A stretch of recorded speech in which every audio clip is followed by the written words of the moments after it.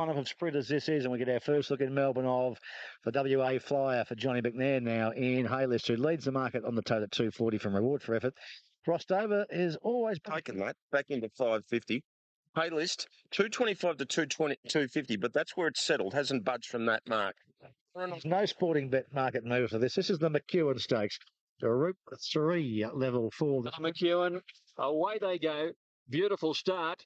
And Rostover shows speed, but eases back. Away quickly is Solchow. Up there, two catapulted. Haylist on the outside of these. Reward for Effort not wanting the lead, easing back fourth. Catapult at the inside and Solchow share it settling into stride. They're a length and a half clear. Haylist restrained to third and Reward for Effort fourth the inside. A length and a half Keno. Morgan Dollar well off the speed and out three wide, followed then by Aranos getting up on the inside of Rostover. Catapulted had the lead before the turn. A length and a half Solchow. Haylist on the outside and Reward for Effort hugging the fence. Then a length and a half further back as Rostover trying to push through, but she's cramped for room. Around the turn, Catapulted the leader. Haylist moved up ominously on the outside. Reward for Effort gets off the fence, peels out for its run. Haylist shot to the lead from Catapulted in the straight. Drew a neck in front. Reward for Effort can't lift from there, and Haylist away the last little bit, and Haylist Catapulted by a length and a half. Reward for Effort 2.5 third. Aranos got up on the rails 4. Then Tino, Rostover, Solchow and Morgan Dollar, twice the place getter in the race, is last home this year. Well, is he the new sprinting star of Australia? Another one from the West Haylist just invoked the mercy rule there. Never going to get beaten in the running lane. The Schofield just hanging on. Let him go as Catapulted folded. He's no slouch either, nor his Reward for Effort. He's made them look absolute second rate. They are not. He's a star. Be a superstar. Got a magnificent spring ahead of him.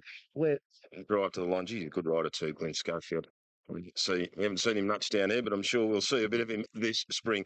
This horse is a very, very good horse, and it's so exciting to be associated with an animal like him. You know, he could go the way to the top. This horse. It's a good opposition to international goals at Hong Kong end of the year. I suppose Europe next year. Oh, we won't rule anything out, Bruce, but certainly to the east, and he's gone north, he's gone south, and he's sort of blown them away both times.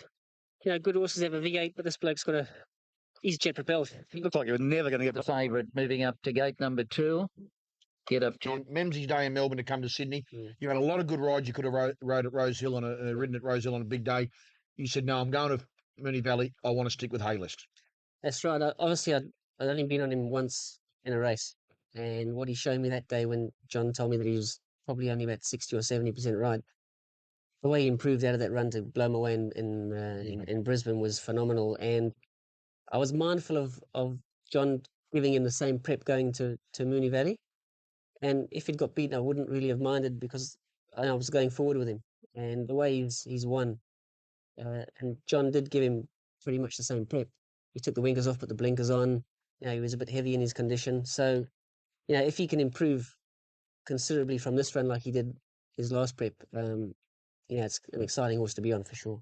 2.5 third. Aranos got up on the rails 4. Well, 10 or 12 now for the horse from the West, bred by Terry Davenport, raced by wife, fashion designer Les, and daughter, fashion designer, social. From the saddle, he probably didn't really feel like I got to the bottom of him. He sort of strode up and got to the lead as he wanted, really on the bridle. Well, you look more aggressive at the Barry trials on Friday than you did on him. Funny enough, that's exactly what I said to John in the connections afterwards. I said, I've had bigger sweats at the trials.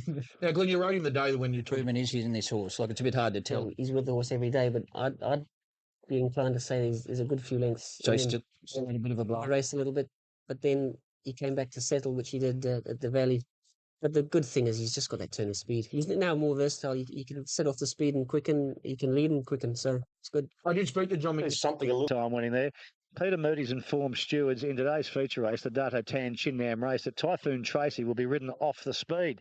Now, every speed map in the country's got Typhoon Tracy leading at whatever tempo you would have thought could become a shambles. Trainers walking past, shaking their heads, saying, what do we do now? That was Peter Moody's idea. Here's the tote market for it. Shootout's the favourite, $2.80. I think Johnny Wallace would mind leading, but Starther Katsus will have none of it.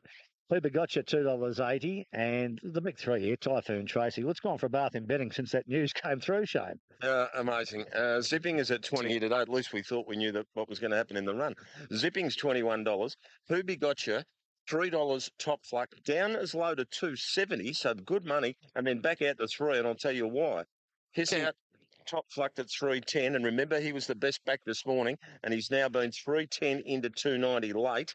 Rundle is at 50 to 1, Bright Night 100 to 1, and Typhoon Tracy, after we found out what they were going to do with her in the run, she got out to as high as 440. Who would have thought that? And she comes back into $4.20. I think I'd be leaning to Cox Plate Melbourne Cup, just reading between the lines with them. Yeah, I'd probably go that way too, Shane. So, but a lot to be decided here and a lot to come out of this race. And what?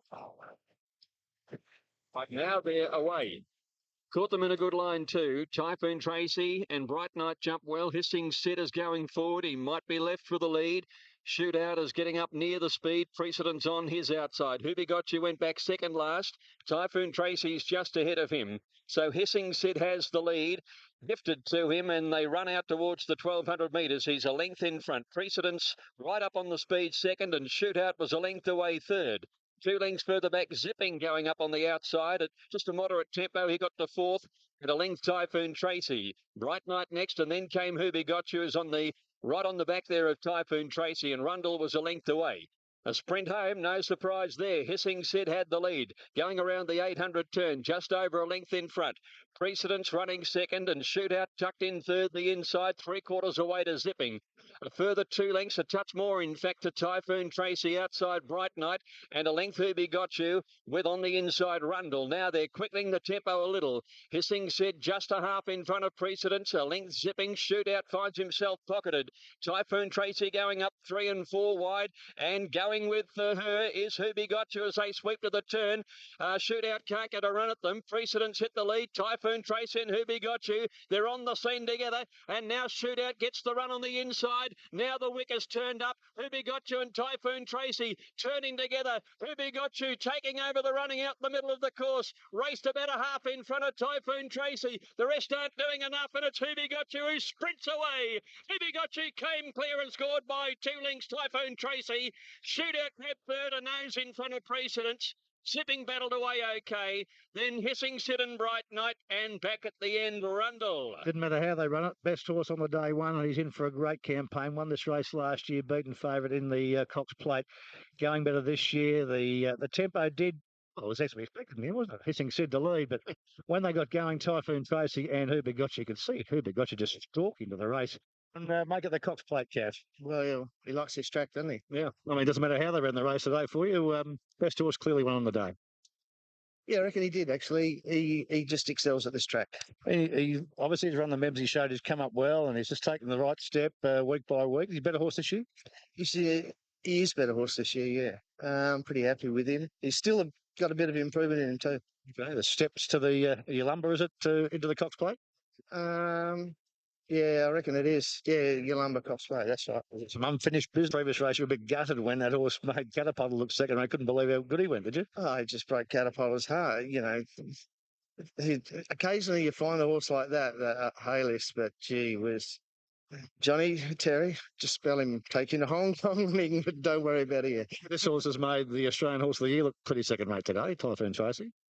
Oh, yeah, but I mean, you know, he's a good tough gelding, and you know, he's on his favourite track. I mean, there's not many horses around when he's on song that can beat him here.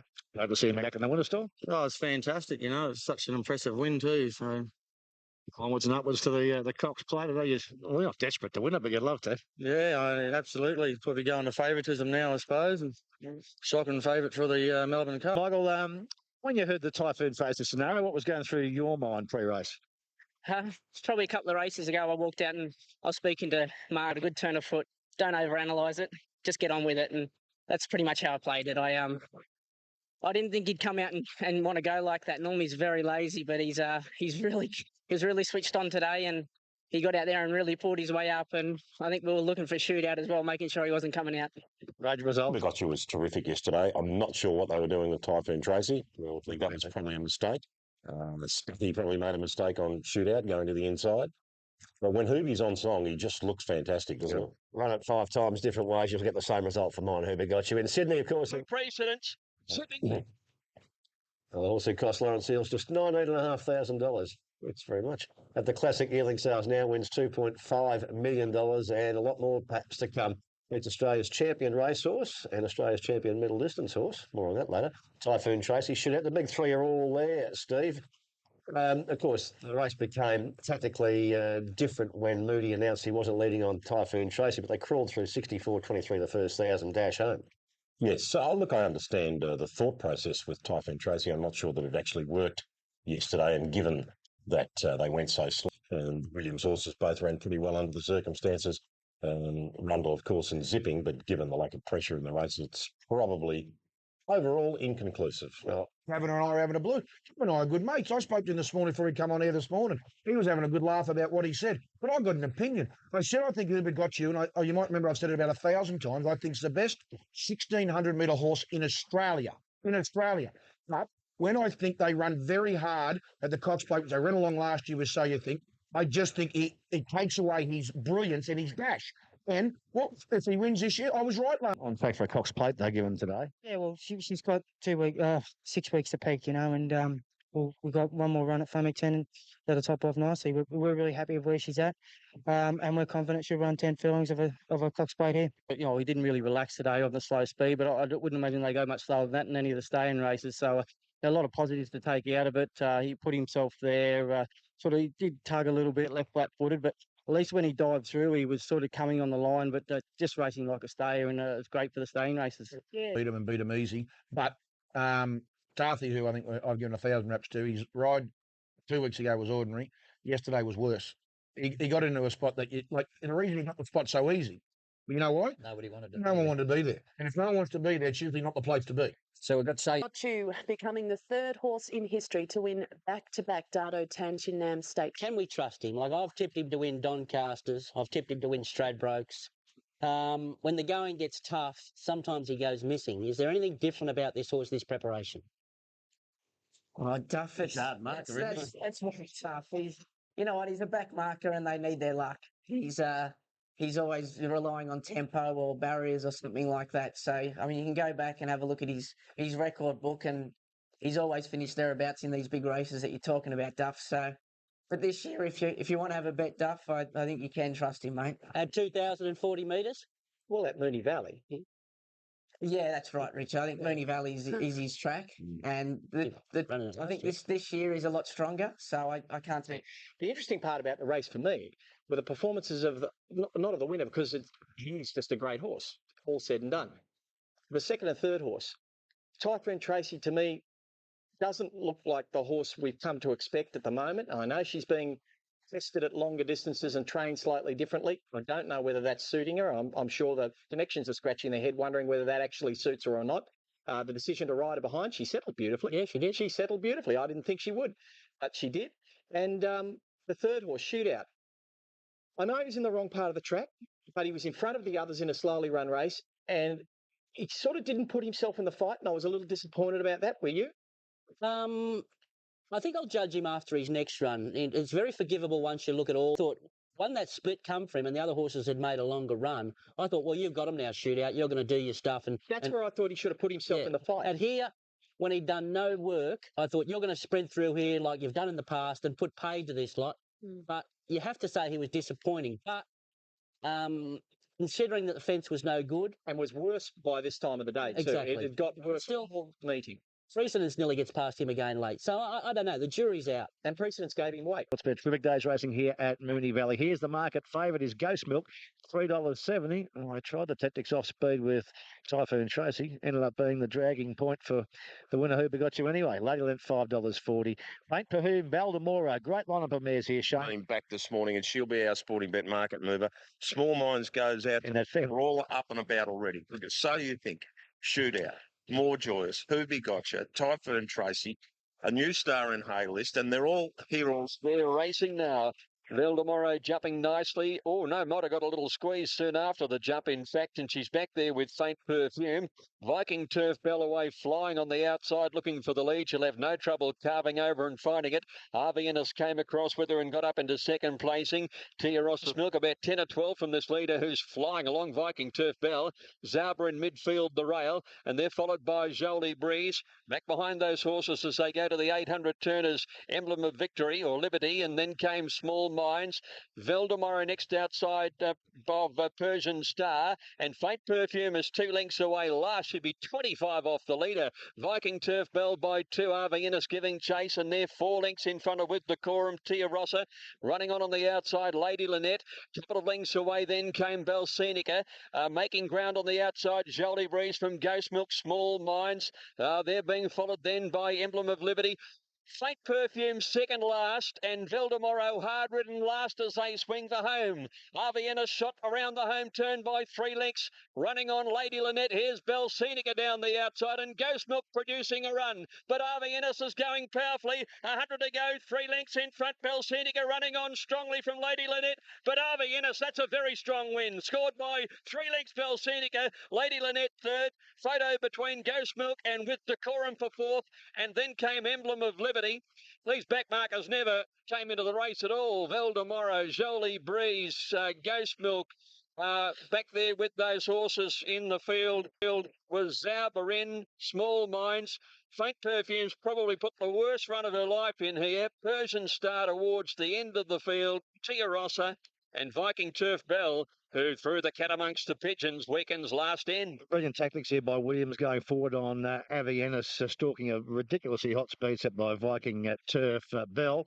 Yeah, a lot of the horses were coming up in weight. Sweet for age wasn't probably ideal for her today, but look, she's so tough. And in a dogfight, look, she... The team behind this horse, and they've got their Caulfield Cup dreams. She's number 55 on the order of entry, so needs to get in.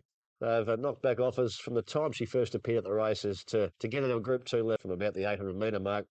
Valdemoro pulled up slightly lame. Faint Perfume gassed. It was okay late, but later for them. Yeah, nothing wrong with Faint Perfume for me. Left a picture there. 24.9 last 400, second quickest in the race. I think she was fine. Faint Perfume, don't drop off her. The winners. I've got to say, I'm concerned with Faint Perfume. I'm not, Alf. Good. She's a little bit behind the 8 ball at the moment. I spoke to Reg Fleming, and he said she made up ground where she probably shouldn't have. I don't know what to think of that race. They went that quick. Horses were entitled to run on, and the winner was just so gutsy. She sat on that hot speed. She put the ears back and she sprinted. That was an amazing performance by the winner. The race spooks me altogether. I just don't... Field and Mel. Races on the program. This is the Maya Heritage Stakes for the 3-year-olds. Decision Time is the favourite. He's just drifting a little bit here on course, but he was pretty close up when he... Decision Time, okay. Number 2, Decision Time, Clary Connors, and is the market mover carrying? They're off. Decision Time broke very quickly from the inside gate. Classics going up to Matchett and Halakalani in a forward spot in the early stages. That trio clear early on from Sea Lord. Hinchinbrook driving up into a forward spot, but followed by From the Vault, who's going to check off heels as Hinchinbrook came back into its lap, followed by Renewed Vitality, and Starstream copped the backwash as well from that check and is back last of all. So Classic led from Halakalani, and then Sea Lord is on the outside of Decision Time, is over on the rail, and then Hinchinbrook followed by a little bit of Monica. Renewed Vitality from the Vault, and Starstreamed is at the tail of the field, about 8 lengths off the leader, which is Classics, who's revved up around the turn narrowly in front from Halakalani. Decision Time is trying to force out and gets the run now, doing better than Sea Lord at the moment, and then Hinchinbrook is chiming in on the outside from a little bit of Monica. Halakalani went up to Classics. Decision Time starts to join in on the outside, a length to Hinchinbrook, but Decision Time surged on with 100 to go. He's fully fit now, and he's coming away back to top form. Decision Time beat Halakalani, and third home's either Hinchinbrook or From the Vault. A good run after getting that early check. Then Classics, followed by a little bit of Monica. Halakalani, $2 for second, and Hinchinbrook, $2.10. Good run. That's what I keep saying about him. The beautifully named Decision Time by 4Play out of a daunting thought. Beating Halakalani. Hinchinbrook. Shin got 2 suspensions as well. So hectic race, Dave. Yeah, he's a beauty, this horse, though, isn't he? Decision Time. He's won 1.1 million and been beaten less than a length in the Podman, the Slipper and the Golden Rose. So his prize money could have been phenomenal. And Marky just seems pretty bomb-proof, doesn't he? You could probably come to Melbourne and go around and everything and you'd back him to run in the first four. As I said a couple of weeks ago, he came back pretty fat, this horse, and that was the first time yesterday I think that he looked reasonably close to fitness like he did on Slipper Day last year. So I think it's all upside for him.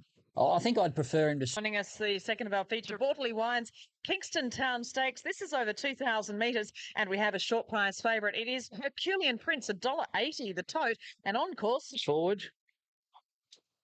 So Herculean Prince, even money with books. All in and they're away. Stormhill missed it by a half. He's being dug up in the early stages. Herculean Prince came out quickly and he's got the lead early on. Scouting Wide setting him off him for the first 100 metres or so, and then No Wine, No Song and Stormhill took a little time to get mobile, but he's now picking up ground. Then Triumphant Choice, followed by Get Up Jude, and well back was Herculean Prince is the leader, so he wants the front on Herculean Prince, and leading from Scouting Wide, who's happy to take the trail at the moment. Stormhill is third, and they look to be going at a pretty solid clip. They're starting to break the field right up. They're about side of the track of the 800. And Herculean Prince, the short price favourite, led by 3/4, Scouting Wide outside of it, and Stormhill still parked away third. 5 lengths to No Wine, No Song, and then Triumphant Choice, Get Up Jude, Scottish Border, and the Embassy back last of all. So those 5 runners at the back are trying to close in on the leading trio. As they run to the turn, Herculean Prince led from Scouting Wide. Stormhill looks to be going up and down on the one spot. Then No Wine, No Song and Get Up Jude.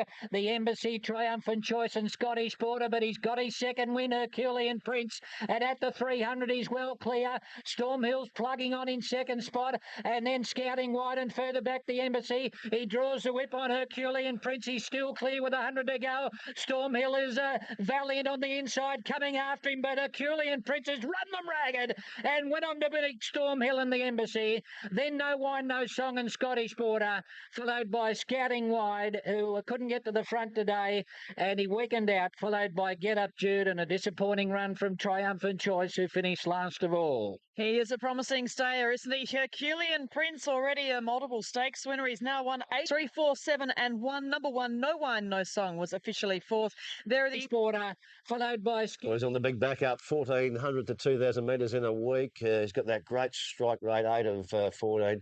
Got the job done, beat B graders, but that's a step in the right direction, Glenn. And tell us a bit about him. Does he give you that feel of the old-fashioned Kiwi? Getting wide in the race, the fact that he was jumping from 14 to 2,000, that they wanted to, push him to the lead early, which is obviously the way to ride him, but still to be jumping so far in distance and to put him on the chopping block, so early in the race. It was a great effort, wasn't it? Well, the Embassy, 8 from 14 now for Herculean Prince.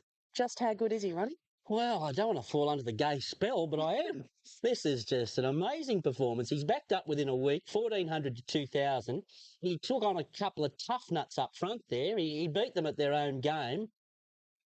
I saw this horse do something special in a race last preparation. It might have been the JRA Plate or something at Randwick. He withstood pressure and raced away. Look, we're talking Sunline and More Joyous, and look, this horse has got might and power qualities. How he runs on the speed at a high cruising speed and keeps going. Another lightly framed athletic horse who still has to show he can hold it together, but boy, he's tough as nails. I don't know if he's might and power. I didn't say. No, you didn't say might. I said his qualities of running along in front. What if you said he could be might and power? No, I didn't say that. I don't know if he's might and power, because the feel he beat wasn't, might and power-esque.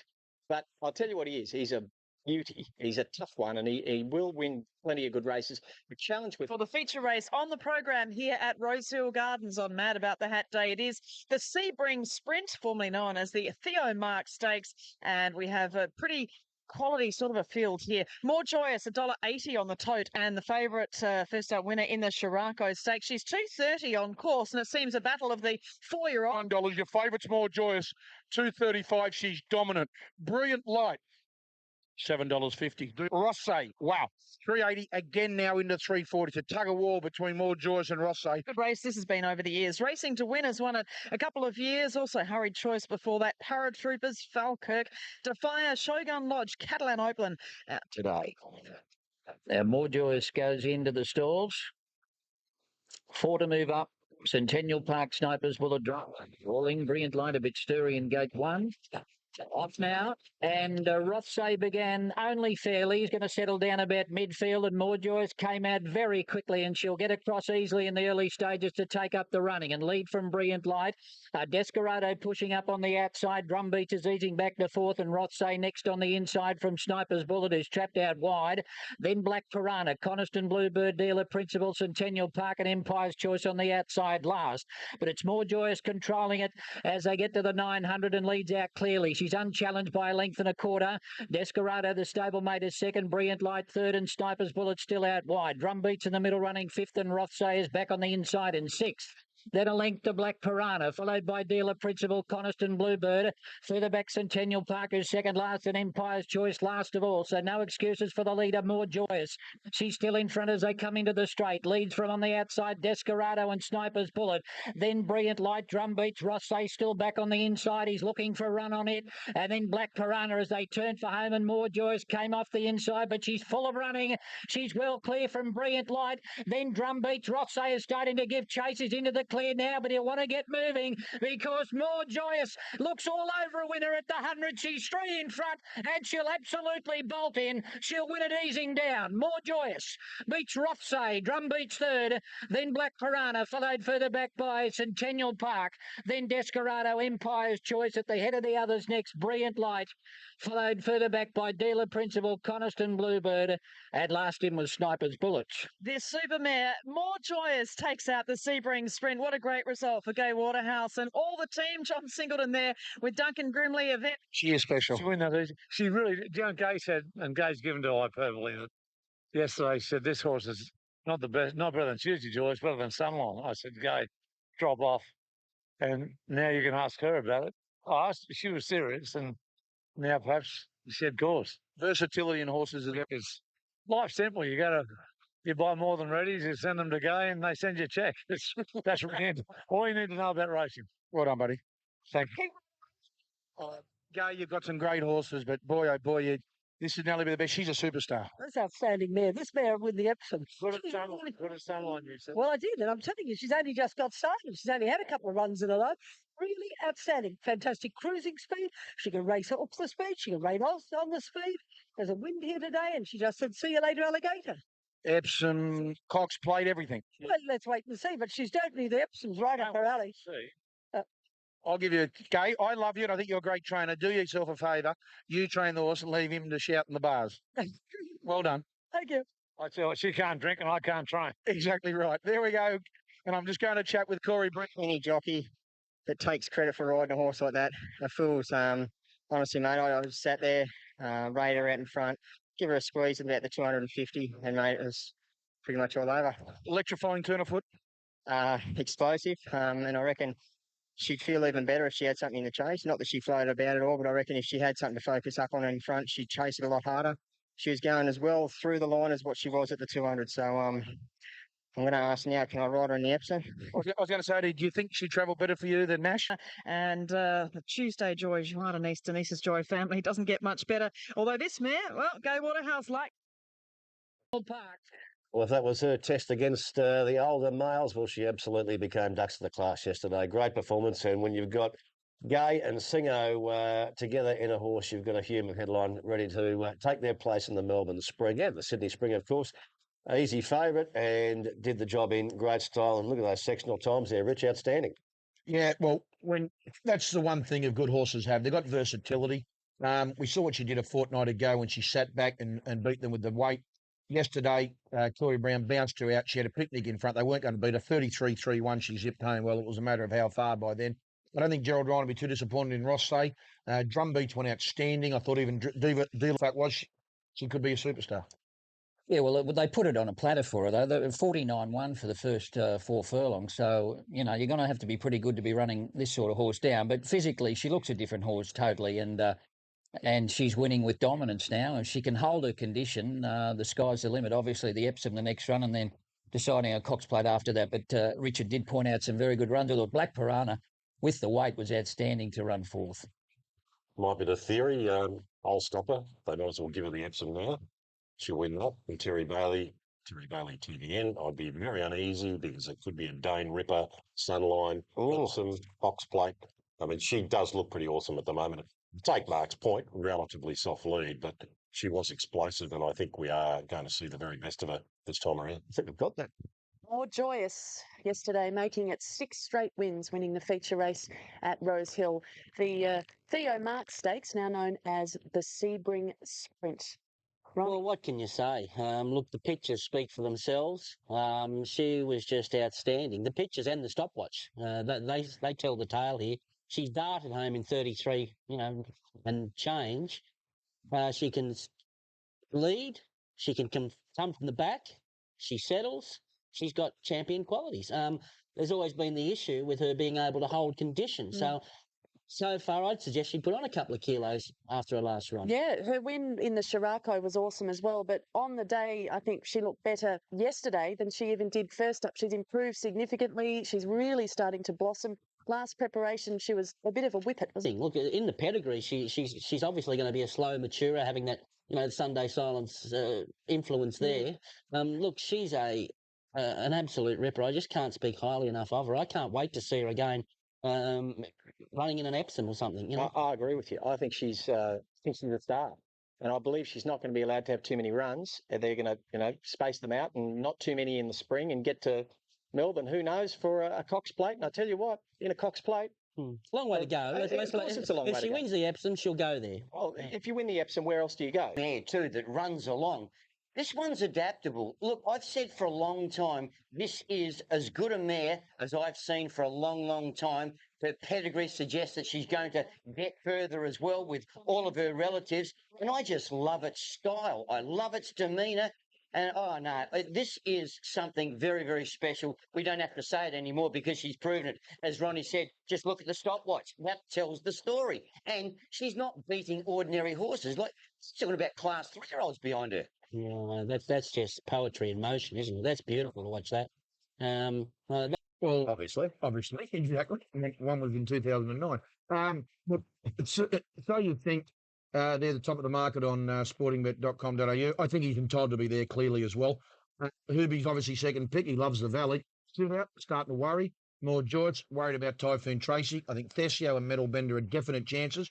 And if a bomb happened to land on Cup news, we saw a race at Deauville a couple of weeks ago where 2 Melbourne Cup contenders raced. Americane won it for Jerry Ryan and Kevin Bamford. And running second in this race was Manigar, podiumed by Terry Henderson and Simon O'Donnell. They're telling me Terry Henderson is telling me Manigar is destined to run in both Cups.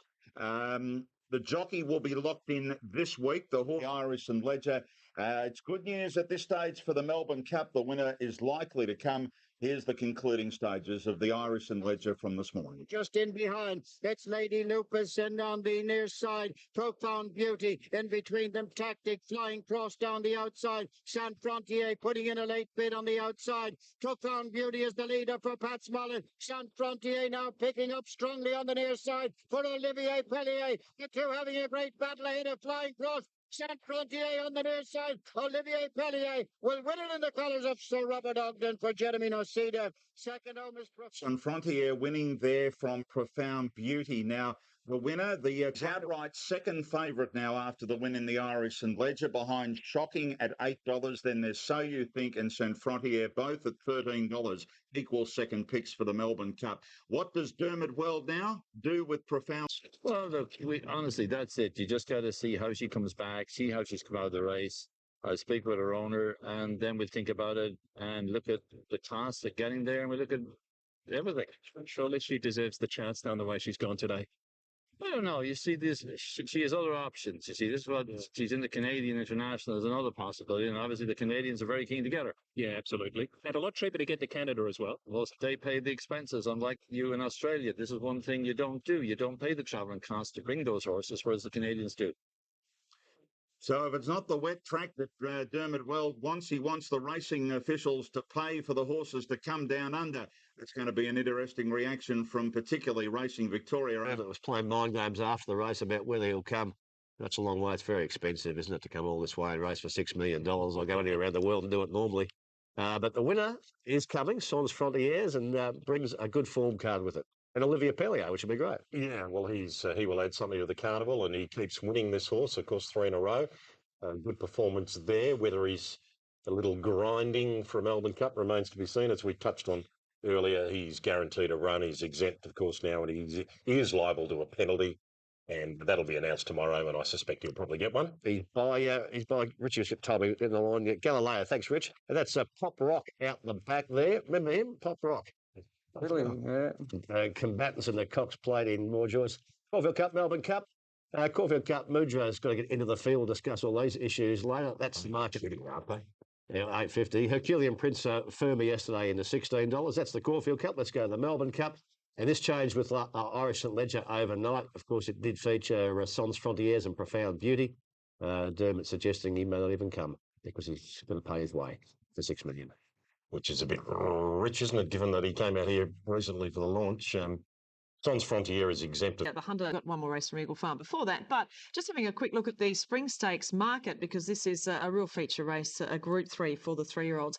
I Love This City. You can see very, very short on the tote. Now, they're tempting the punters up there at Newcastle. They've wound I Love This City out to $2.60, the horse that put in that very good run with no luck for you on the tote. $1.90, the favourite. Still out to $2.60 on course. So the late money has not yet come for I Love This City. This is the Racing at the mile. Mr. Hong Kong in the middle away fairly. Wave Dancing seemed to stumble and drifts back to last. Lonchiro's going back with it. Sakumi out quickly with Hearts Are for Love and driving up on the inside Manahara.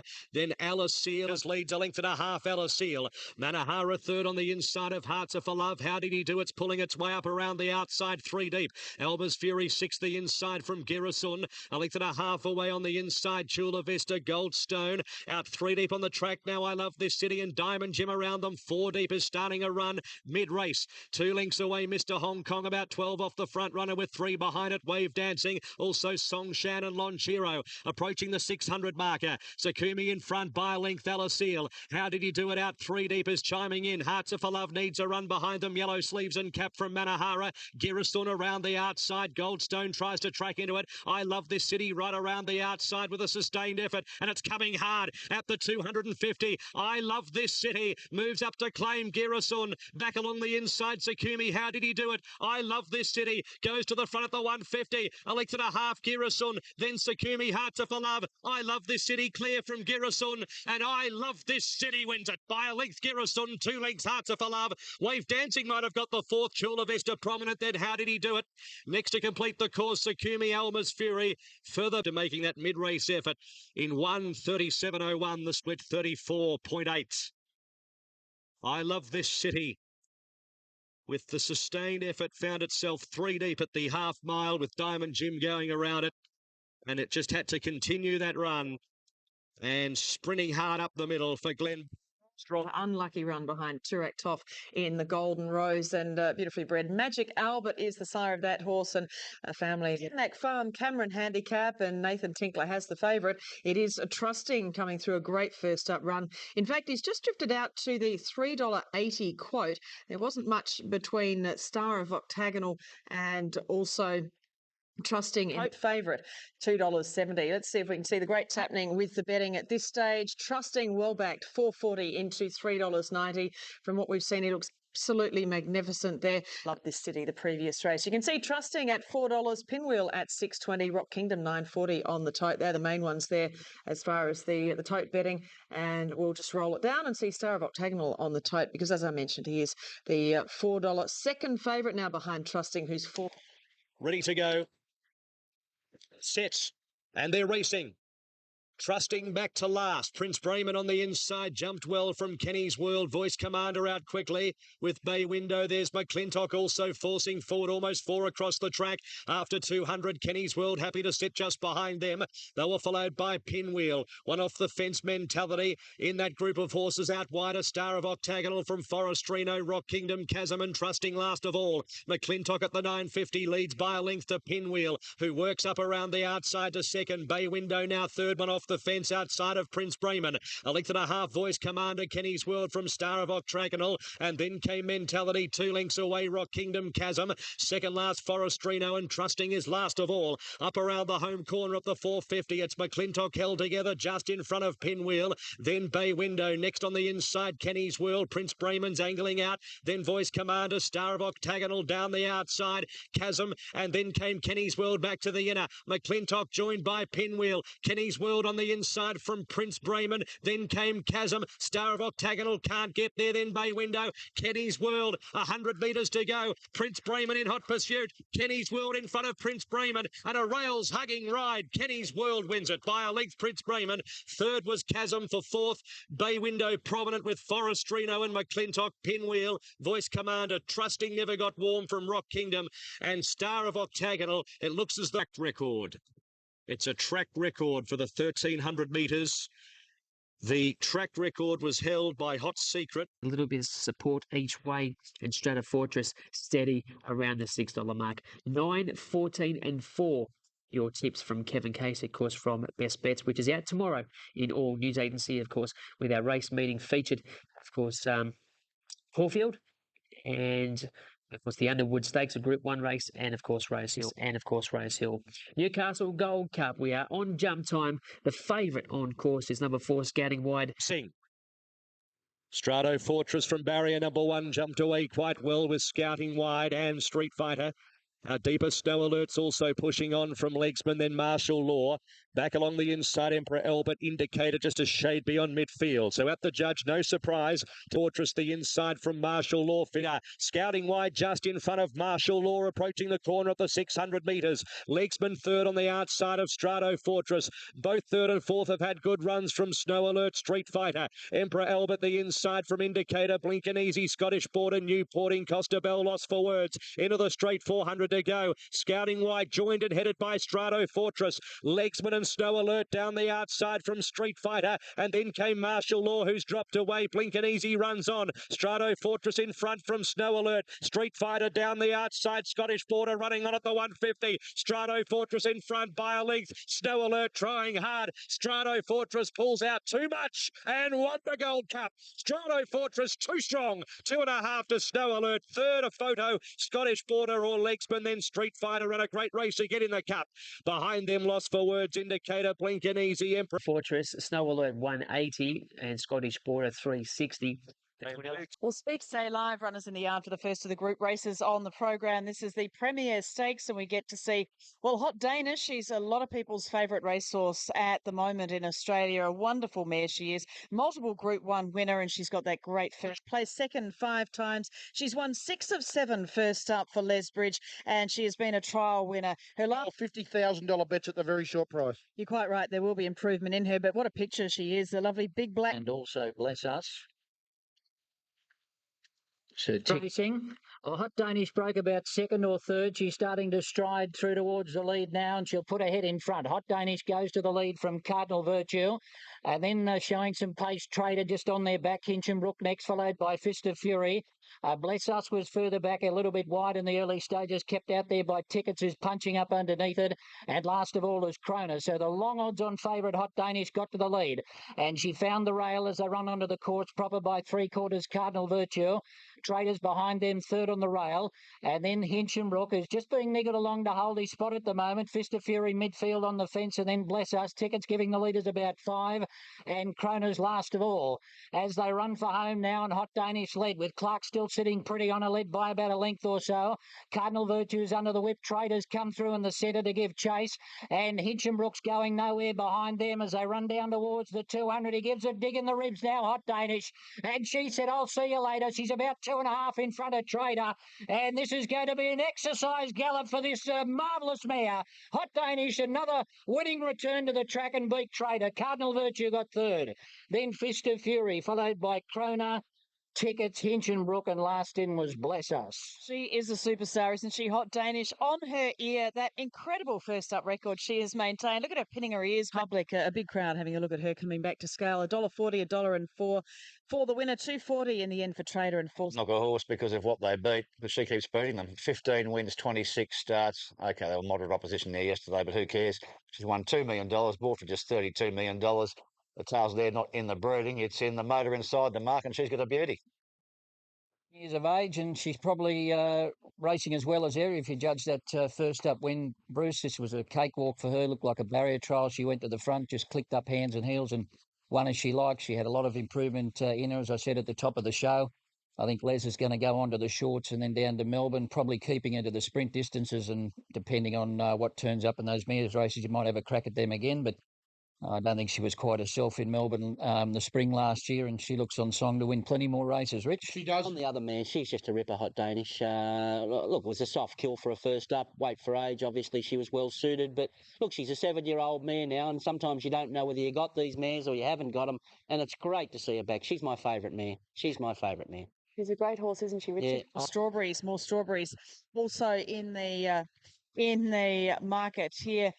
$2.80 she is, and we'll get to all the rest of them very shortly. It was Terry Bailey will walk past me just as More Joyous wins the Cox Plate. Caroline, I like two parables, think it's immoral, don't say that, Richie boy, to beat 1 and 3. The Sporting Bet market mover is clearly number 2, Parable. Sporting Bet. Back to 310.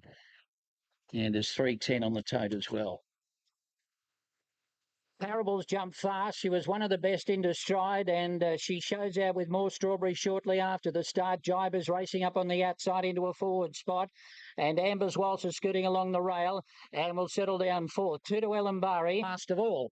Heading into that bend, and More Strawberries are now kicked away and led by a half on Jibe. Then Amber's was Parable still on the outside in fourth, tracking it as Ellen Barry. More Than Words over on the inside as they're starting to quicken up front from Slow the Flow. Fibrillation second last, and Quadrilla Girl, the bolter in the betting, is back last of all. Coming to the bend, and More Strawberries. Cassidy now starting to go for home, led by a length and a half on Jibe. Brown brings Parables to the outside. She's giving chase. Amber's Waltz is running on. It's More Strawberries in front. Parables throws down the gauntlet on the outside.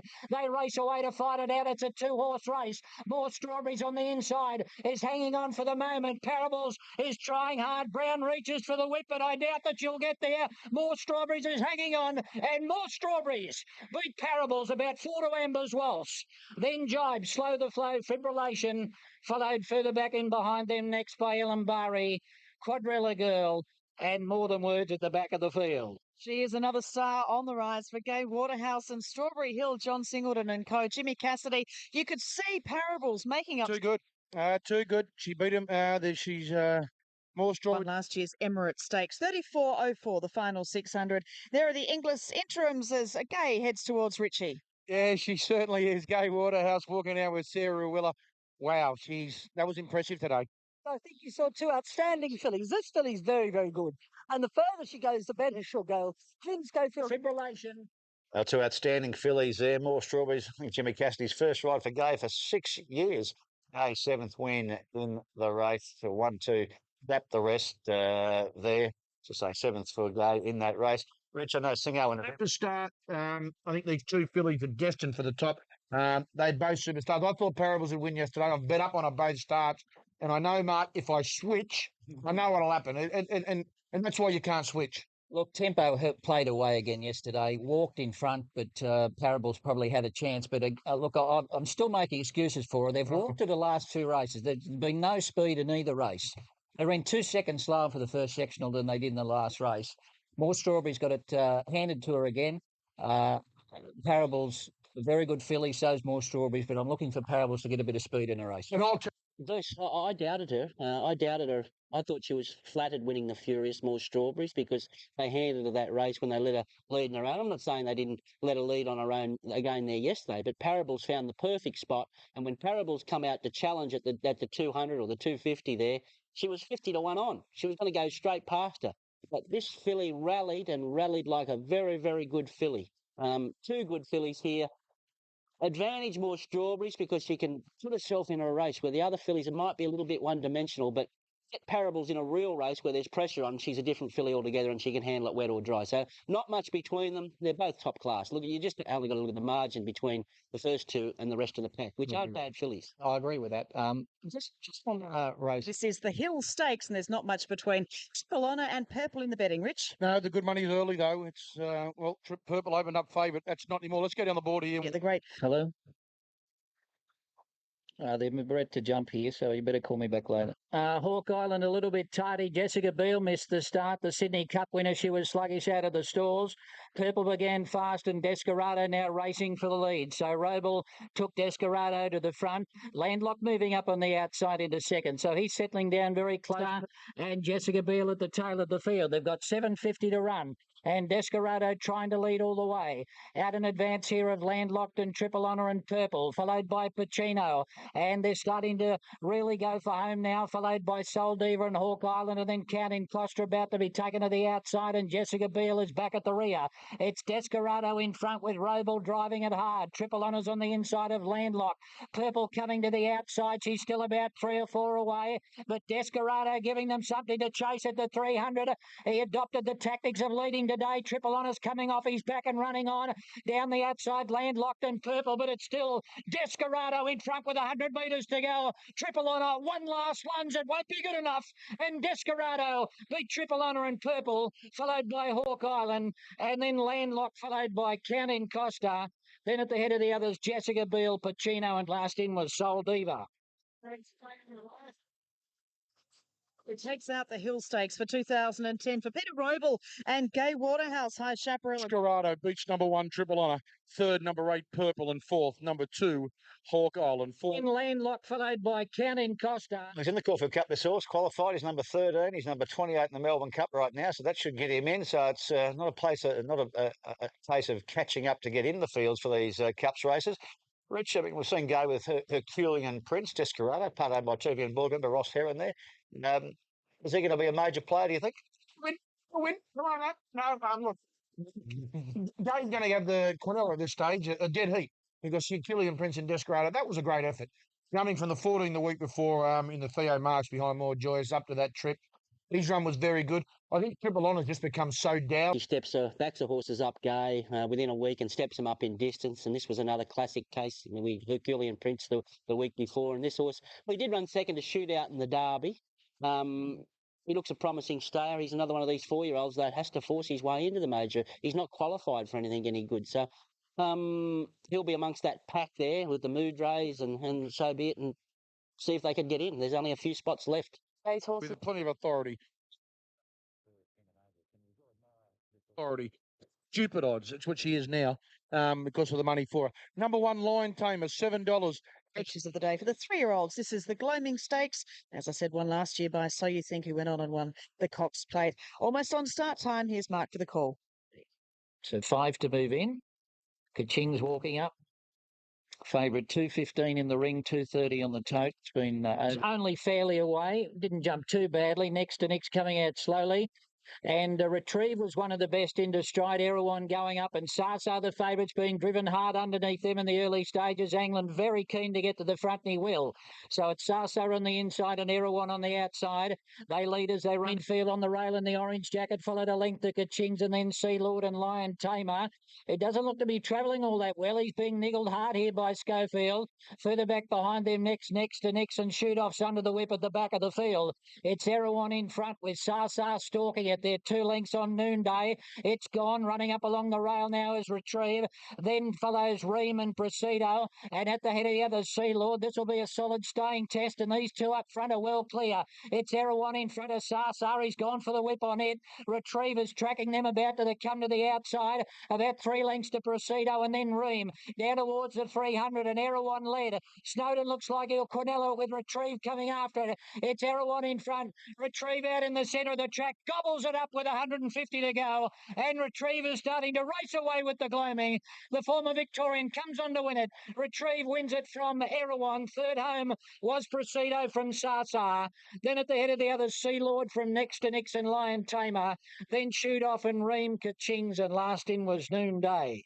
Well, Pete Snowden was hoping for that with Retrieve up from Victoria, having won 2 out of 4 runs this preparation. Retrieve, the end, he went out to 850 on course. Retrieve betting home the stablemate in Erewhon. So we'll I feel he's got a bit tired. Favourite for the Spring Champion Stakes. You would think 4-1 now for Retrieve up from Melbourne.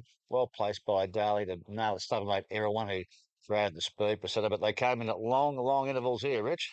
Well, it was okay. Sea Lord going up to the 1800 was a nice run, but the winner, clearly the best run of the race, and he looks like he's got I think him and the stablemate, perhaps Gira's son, heading towards like the Spring Champion. Yeah, well, Peter does look to have a strong hand. Erewhon had to do a lot of work there, so he might actually have the top 3 in the betting.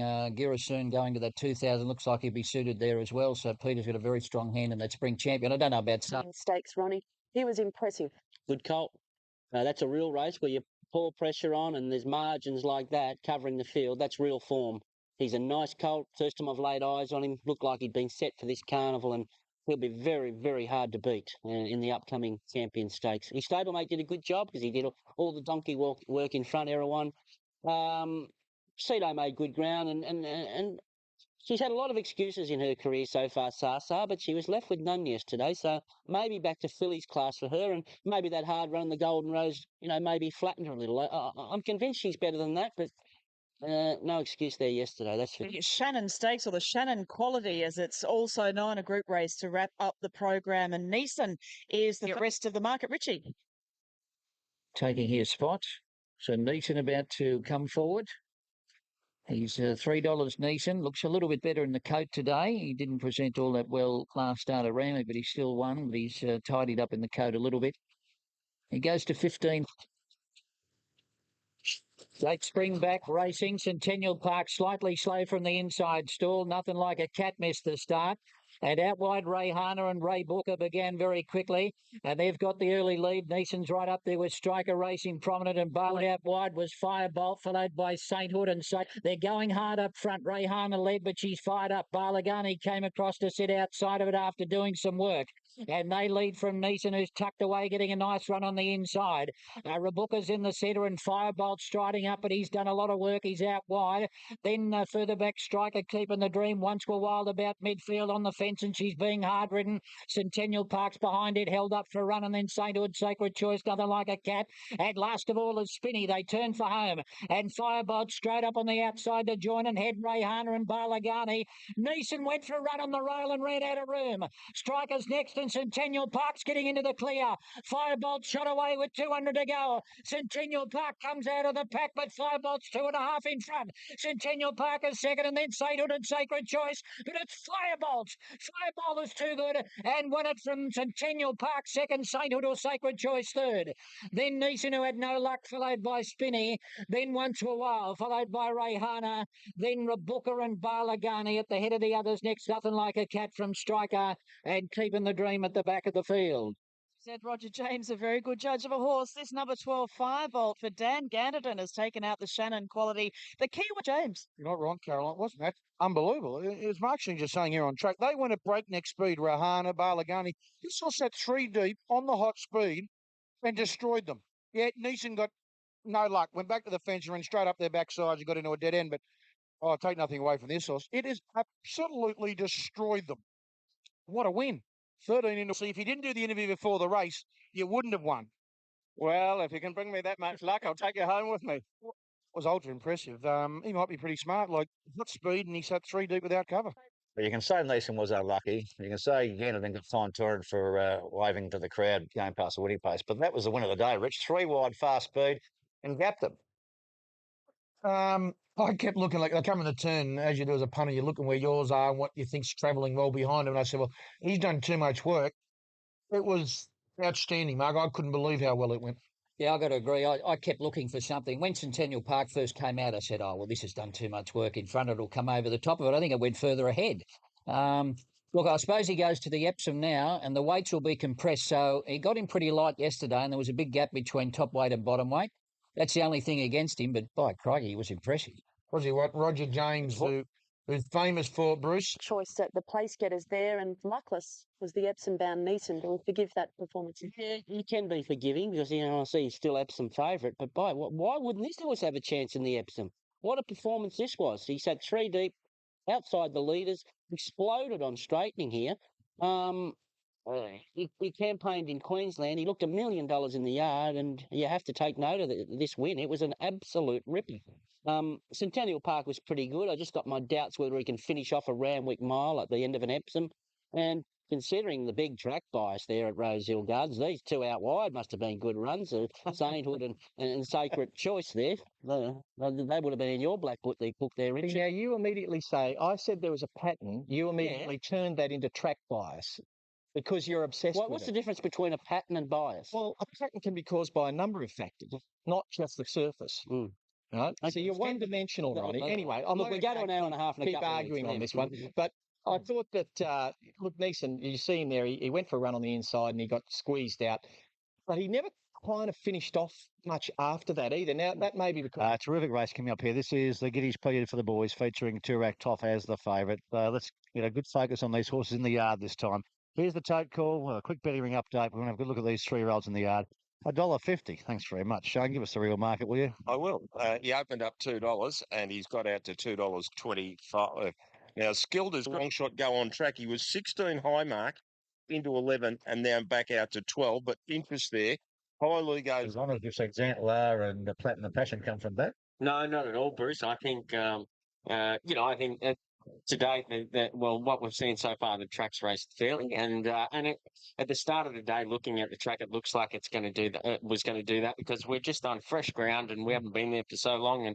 And now, Comanche Kid missed the start by a length and a half. Turak Toff jumped away okay. He's up in the first half dozen, settling down. And Innocent Gamble is the first out, leading by a half. Columbus, Seriously Good. And then Hollow Lee with Turak Toff. He's doing a little bit of work and he's sliding around the field to get up there now third. Further back was Intention, and they're followed by Skilled, about 2 to 3 lengths further back in the field. Anachiever on the outside of Kuta Kalari, and they're followed 2 lengths away by Backgammon, Comanche Kid, and Rekindled Interest. Innocent Gamble had the lead to the 800 metres. Columbus second, and Turak Toff is now posted out 3 wide third. A length Seriously Good down on the inside from Hollow Lee, 1 to Skilled, and they're followed Intention. 2 lengths behind these, Anachiever, Kuta Kalari, and then Backgammon. At the 600 metres, they're followed by Comanche Kid, and a length and a half, Rekindled Interest to the turn. And Innocent Gamble by a half length. Columbus moving to second on the outside with Turak Toff. They're nearly a line of 3. Behind them, Skilled deep out around Hollow Lee, Intention, and then Seriously Good. And next is Anachiever, Turak Toff. Race to the lead at the top of the straight. He's gone to the front now from Innocent Gamble. Intention is putting in a big run down near the inside. Hollow Lee, and here's Anachiever and Skilled. Turak Toff and Intention. Anachiever's finishing hard. Turak Toff, Anachiever, a long head. Moody and Nolan again. Turak Toff might be second. Skilled is up there with Intention, who boxed on well. Rekindled Interest again, catching the eye late. Followed Hollow Lee, Kuta Kalari, Seriously Good, Innocent Gamble and Columbus both weakened. Backgammon towards the end of the field. Comanche Kid about last in.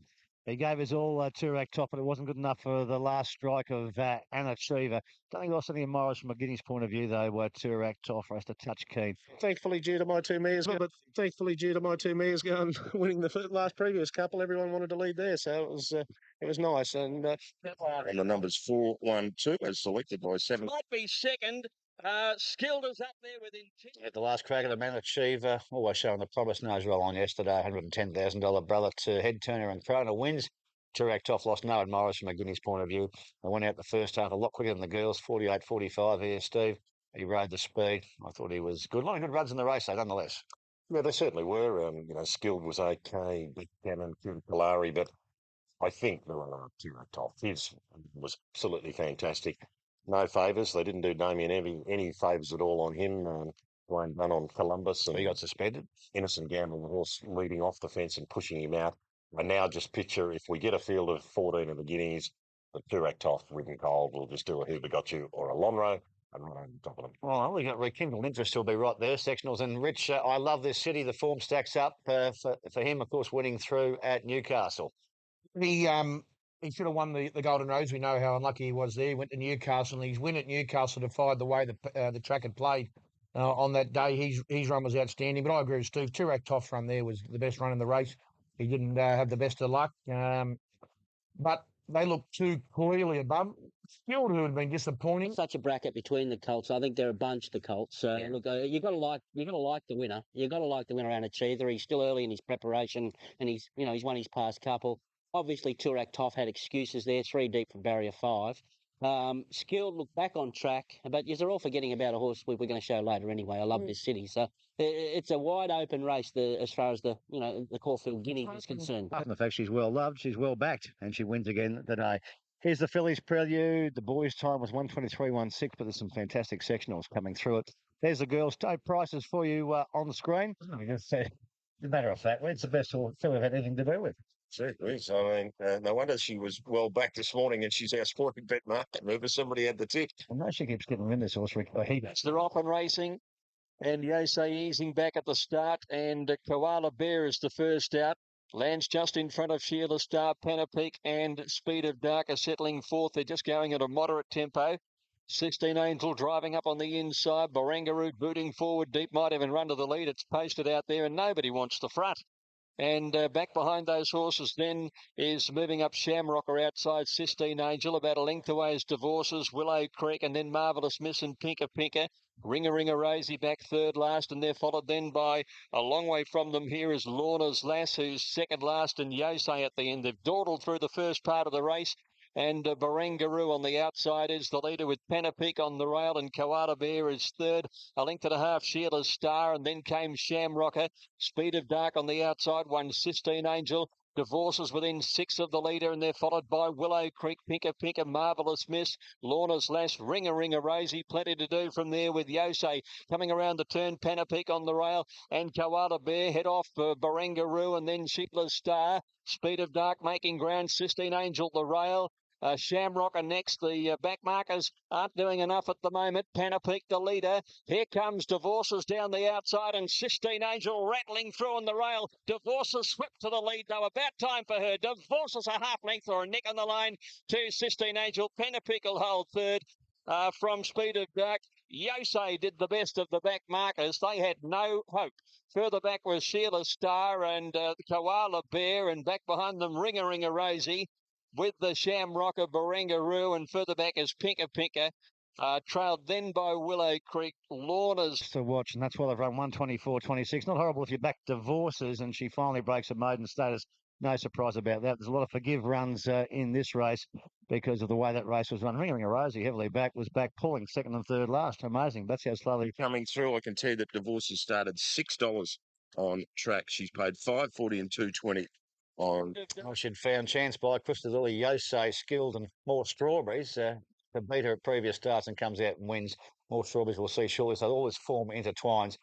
16 Angel, excellent. Didn't have to cover ground making its run. I thought the run of the race was Yosei. They've got home in 11.07 and 11.08 respectively, but sometimes we ignore the winner, Steve. At your peril, Divorces. She's a good filly. Yes, and as you mentioned, that form's all entwined now, even through to the males, with Intention running well yesterday, having been pretty good in the McNeil, and 16 behind 16 Angel. She was good again yesterday, 16 Angel, in pushing up on the fence. Divorce's middle left there, and the barley colours just rolling in a fraction. But she was good. As you mentioned, Yosei just conceded an impossible start, slow early pace. I think Shamrock was probably looking for further. They didn't suit her. More Strawberries and Parables, who we'll see shortly. Yeah, most definitely. I thought Divorce's run was, I thought, clearly the best run in the race. I thought Yosei was as close as it was at the top of the straight. I think Divorce's went home better than it. I thought it was a soft win in the end. I think it's clearly the one to beat, follow going towards out of that race. And of course, she got beat a lip by more Strawberries in the Furious.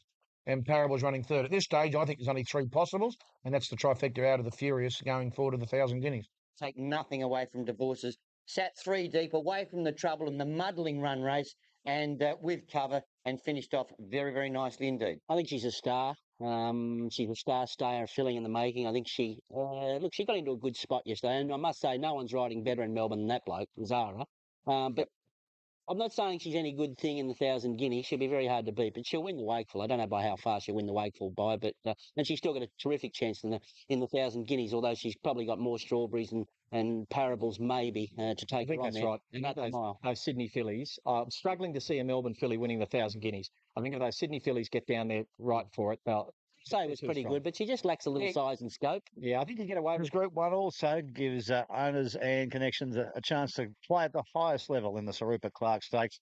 Very competitive race. Doubtful Jack is the favourite. Let's go to the totes and have a look at them and then compare them with Shane's betting ring market. On the tote, the favourite is a Doubtful Jack 370. Had a 12 response at 5.9. The 320. Then somebody got itchy fingers. I think it would have got to further, but then they started the backward, so it's back into 310.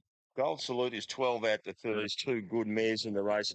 Opened at $10 and goes to 11. Response opened 5, goes to 6. Then we've got Ruffy here. We're Gonna Rock opened 11 and took it straight away into $10. So the two they're back. Springing. Good company. Yeah, exactly. So they get you through Springing. Down to the gate, so good to see everyone. Leg and struggled first time Caulfield Shane. Once he balanced up, he couldn't. At the 1400, Raffaello missed it by 3 lengths. Pinnacle's Beltoire go back. La Rocket and Rightfully Yours, the first couple to show out, and Gathering is up there in the early part as they settle down. And there's Response going for the lead. And Response shoots over and finds the front about a length and a half clear, settling down now from Sister Madly going into second. Then La Rocket third. And on the outside, Gathering. 3 lengths further back is Doubtful Jack on the outside of Rightfully Yours. And Jungle Rulers with those horses. 2-3 lengths further back in the field then is No Evidence Needed, being followed by We're Gonna Rock about 6 or 7 away from the leader. And then Wirren, they're really strung out here. Further back is Gold Salute, and then Kane Kidnapped. And back behind them is Delayed Reaction, Raffaello, Beltoire, Electromotive, and 2 or 3 lengths to Pinnacles.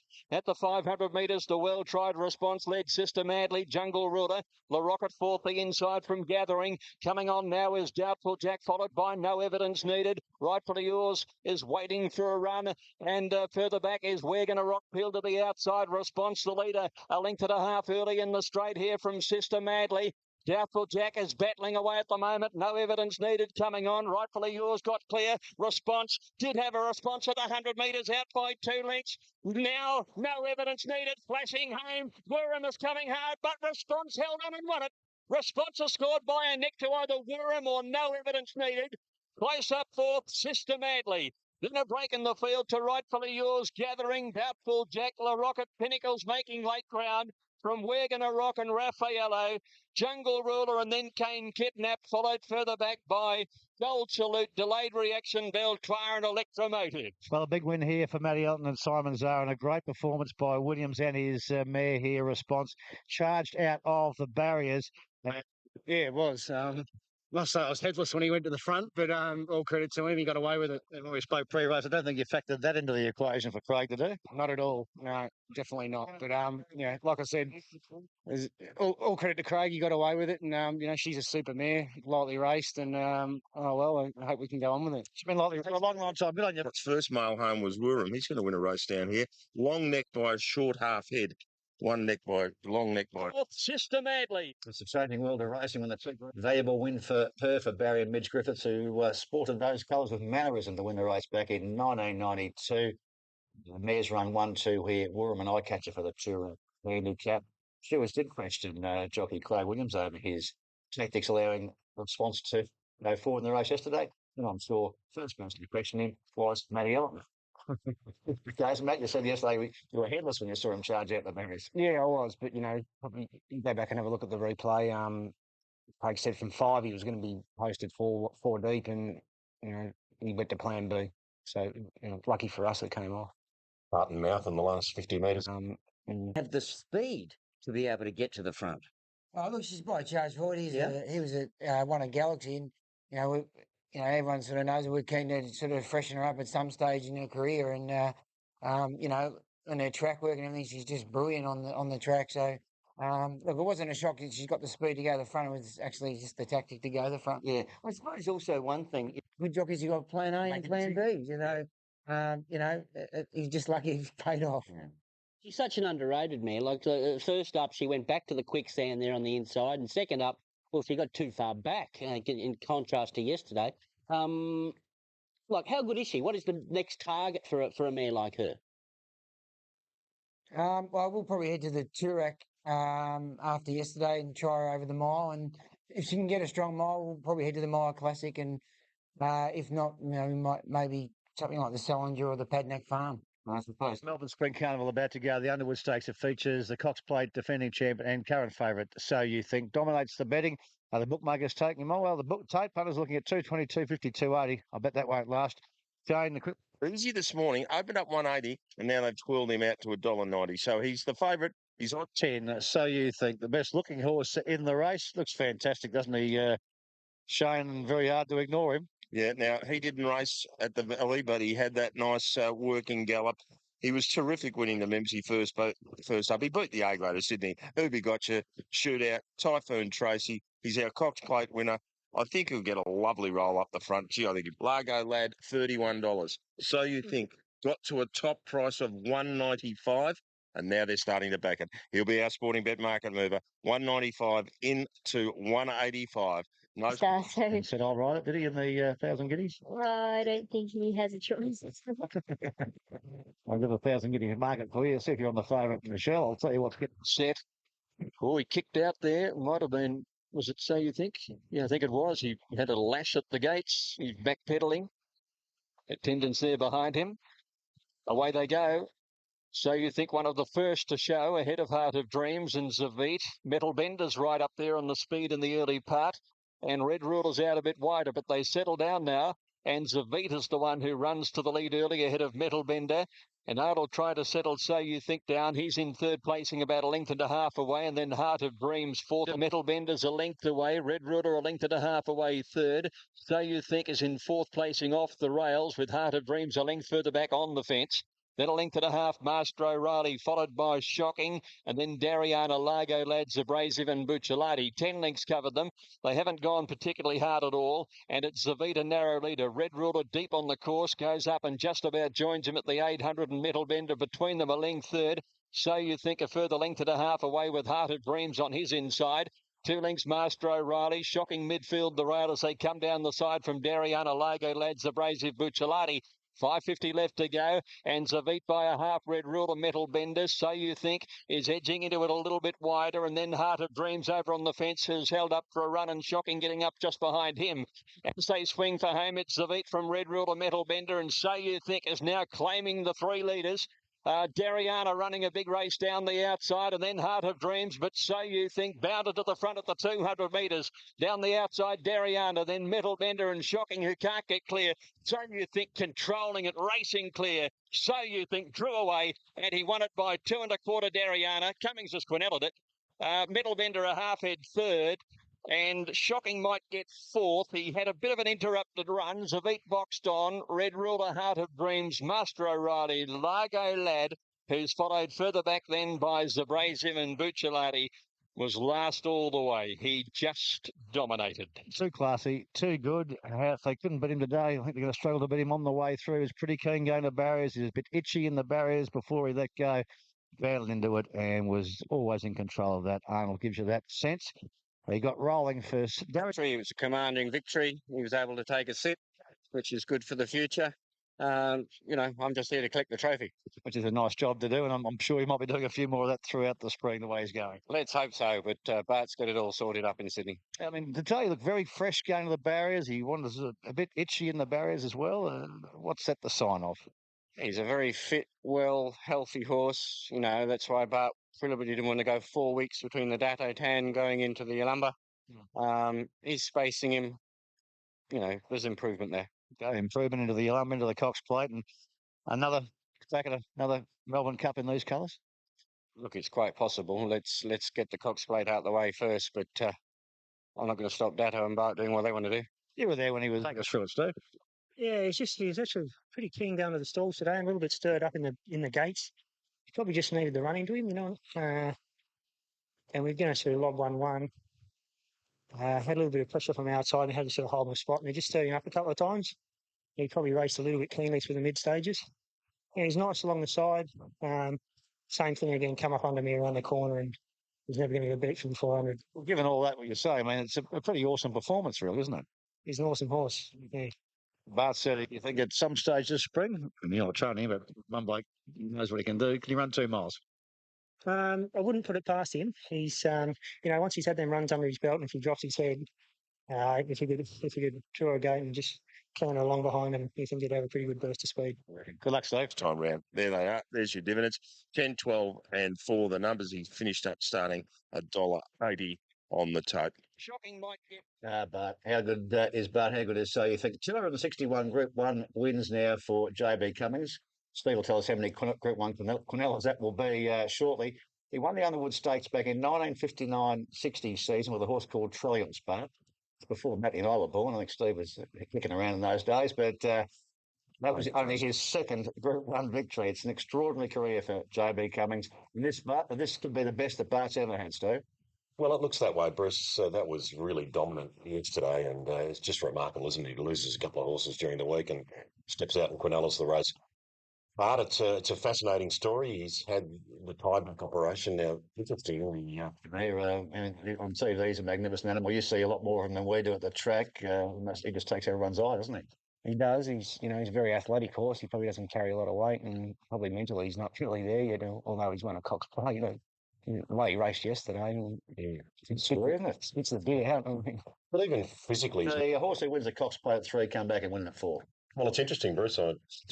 Yes, well, now I think the easiest way to check all these stats is email Greg Carpenter and ask him to do the work for you. So Greg has come back, and 19 3-year-olds have won the Cox Plate. Remarkably, only 3 have come back and run the next year. The most recent was Octagonal, who ran 5th, where he was probably a little below his game. So only 3 have attempted it, not one. But I think from such a small sample, it probably doesn't mean much. Rich, gotcha. There's no doubt about that, but you asked me last week who begot you or more, Joyce, and I said, so you think. I think if he gets to the Cox Plate in one piece, there's no betting. I think he's clearly the best horse in Australia, around the mile up to the mile and a quarter, and I think it'll be a possession. He wanted to reef and pull that little bit early. I know Bart doesn't like his horses leading, but he was awesome again. Like, he just accelerated and won as he liked. Isn't it awesome to think that this horse could possibly win his second Cox Plate at his 9th or 10th start? Absolutely. Who's one of Bart's army of hopes for a Caulfield Cup and another Melbourne Cup. 13. She was. That'll bring her right on for the Caulfield Cup. She gets 51 too, so I might have to put my hand up for the ride. They could take us through the run in terms of how that tempo was out there today. I was going better than the stablemate on the corner, but he's only playing games. And he went to top gear, and he was too good for me. But no, it was really encouraging the way she finished the race off. So yeah, I think there'll be wins in store for this prep for sure. First time round here, he certainly wasn't comfortable going around that top bend. And then when I got him into stride, I was, happy with the way he was going. But So You Think was just put pay to me. But I was happy with his last 50. He got it together and Okay, Neil, let's have a look at the Cox Plate market, and he's right into, at this stage, $2.60 with Sporting Bet Australia. So You Think, and I hope we got you at $6. Suit out, we'll go Cox Plate Melbourne Cup, we think now, $12 more joyous at 12. Metal Bender may go to Cup. At this stage, I think as we've touched on, Steve, it does look So You Think Mercy, and who got you? Obvious Danger. I would agree, Bruce. I suppose there's a couple of wild cards. Might they run shocking on Cox Plate? I'm still not putting a pen for a shootout. I think the more I look at the videos of those races last week, I think if you're inside at the valley there, it was quicksand for whatever reason. I wouldn't put the pen through him yet, but $2. If the races are being run in 7 days' time, you would be clambering over people to get $2.60. Well, how good is this horse? I spoke to Gary Crisp, who's in charge of Timeform Australia ratings last night, and he sat up late doing all the figures on this horse. Now, this is over the history of Australian racing. It's not a bad list, is it? Like Kingston Town, Manikato, Vane, White and Power, Better Loosen Up. That's their ratings in pounds. £132, Better Loosen Up. Next on the list, start number 8, So You Think. And the plus sign is there because of the upside as well. Lucky Hustler got his 130 when he won the George Ryder. I think 7 Group 1s. But look at the list behind here, Steve. Kaiby Diva, Norley, the Sunline Dulcify. It's an awesome rating on So You Think from Gary Crispin. It's a much respected international measure, the Timeform rating. Yes, I mean, that's a remarkable figure at this stage of his career, isn't it? And it's based on performance rather than necessarily longevity. Otherwise, you'd probably have Northerly or the likes of Mackay Diva, Northerly, even a fraction higher. But to achieve that mark, and Gary's very meticulous, very good judge, very good assessor of these things. It speaks volumes again for this horse as we proceed towards the Cox Plate. What he said. Joe, to think we're looking at a horse that won a Cox Plate as a 3-year-old of his 5th start in a race, and now we're looking at him as a 4-year-old who could win his 2nd Cox Plate at his 10th race start. He could be the best horse in the world. He's got potential, I must say, to be an absolute champion. Rich so you think yesterday he was awesome? I have to say I was.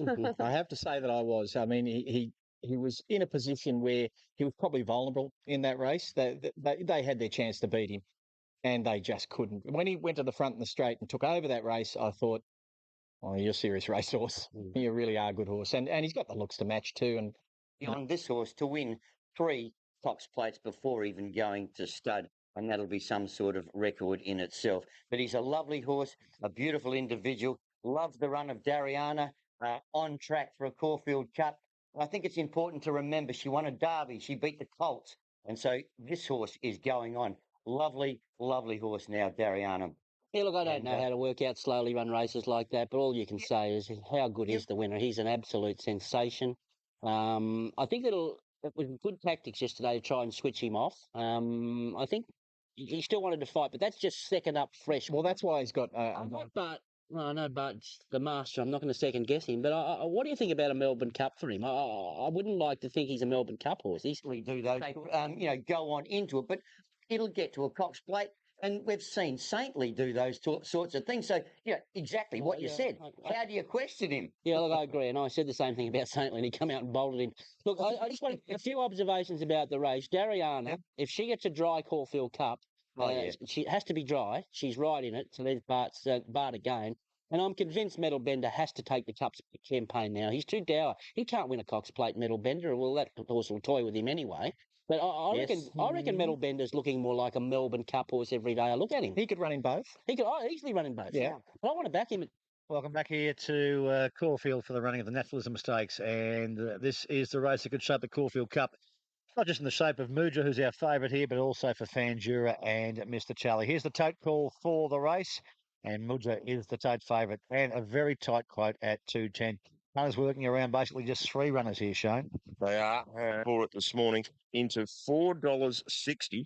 Mudra, therefore, has gone from $2.25 out to $2.70 and down a bit further. Mudra all through the early part of this season. The horse comes back from a break and hello, he's riding it now. Steve Williams. It's a tough game out there, Michelle, isn't it? I'm sure everyone with your rights that'll be out there trying to keep them, neck them and keep them. It's definitely very competitive, I'm sure. Nick would be... Right, jumps okay. Fanjura jumped all right. And as they settled into stride, Mudra's gone back towards about 3rd or 4th last. Sterling Prince is the leader. Apprehend kicking up on the outside, and Rainbow Starling settling down 3rd, and Taken of Honour gets it onto the top of the track at the 1200. Miriam a length and a half second, similar margin. Apprehend 3rd. Rainbow Starling 4th on the inside. It's a good solid gallop here. 3/4 away, Harris Tweed. 2 to 3 lengths further back is Vildemoro on the inside. Followed then by Taken of Honour. Another 2 lengths Fanjura. A length away is Mr. Charlie. Fairfield Flame out wide still, and exceptionally the middle. Couple of lengths Mudra biding his time at the end from a nudgement, and Cape Cover to the railway side. Sterling Prince 3/4 Moran, a length and a half Rainbow Styling, and Neck Apprehend at the 800. They're 4 lengths then in front of Harris Tweed, Vildemoro, 2 Taken of Honour. Further 2 are a bit more than 2. Fanjura just niggled out at the moment. And the leaders have got away on them. They've broken the field up here. Mr. Charlie hard ridden on the inside. Then Fairfield Flame exceptionally. Mudra giving them a long start. They've really sprinted up these leaders before the turn. A few back markers, a lot to do. Murian takes over the running. Apprehend the challenger when they corner. Rainbow Styling working clear from Sterling Prince, Vildemoro, Harris Tweed. Then Taken of Honour. Fanjura pulls to the outside. And Mudra's back behind him. It's Apprehend who went to the lead from Miriam at the 200. Then Rainbow Styling, Vildemoro. Mr. Charlie trying to weave through. They're coming late on the outside. Mudra and Fanjura. Apprehend and Rainbow Styling hit the lead. Vildemoro after them, but Rainbow Styling on the inside just wins from either Mudra or Vildemoro, who've come late out wide, and Mr. Charlie down on the inside. Then Apprehend. They're followed then by behind them Murian, exceptionally Harris Tweed. Would have been something beaten. Rainbow Styling had little luck getting a run for Chris Muntz, top of the straight, but got through in a high-speed pressure race and gets the prize. Some eye catches. Valdemora Mudra couldn't keep up from about the 1,000-metre mark. His run's absolutely outstanding. But in the Wall Street is going to Zabeel as well, so great to see the old stallion by Sir Tristram still kicking. And Mr. Charlie down on the inside. Welcome back to Melbourne for Chrissy Muntz to Caulfield. Last time he might have been there in the Cup Source was the day he got knocked down on Jezebel. Not even in the Cup Source by Jezebel. Rainbow Styling keeps a few out. Valdemoro perhaps gives you the faint perfume fans a flicker of hope for the spring. Why wouldn't it? And Mudra might dodge the Caulfield Cup, go to the Herbert Power, a bit Alco Popish campaign towards a Melbourne Cup for him. Big track suits him. We've been beaten here, Steve, Rainbow Styling, but he's not going to be a big player in the spring. No, you wouldn't think so. Well, not in the Cups, as you mentioned. Good solid performance, 2,000 metres, reasonable grounds. His go. I wonder whether maybe that tough run at Flemington on the wet track with Fangura and Mr. Charlie and those sort of horses, Harris Tweed, just took a little zip out of them. Mudra was fantastic again, running his last 634. Herbert Power's the race for him, isn't it? Yeah. Race of the Alco Pop. Variana for Bart is going to be the favourite here, Caulfield Cup, Melbourne Cup. Let's have a look at those markets. Bart's got faint perfume precedence. He's number 59. There's the Caulfield Cup market. Dariana $8. Herculean Prince down. I've often come up with gems. He said, "You put those markets on Sunday morning, and suddenly so and so's a bit shorter for the cuts." He said, "Does that mean because someone had 100,000 of them the night before?" And I said, "Absolutely not." So they are a bit skewed, aren't they? Oh, most definitely.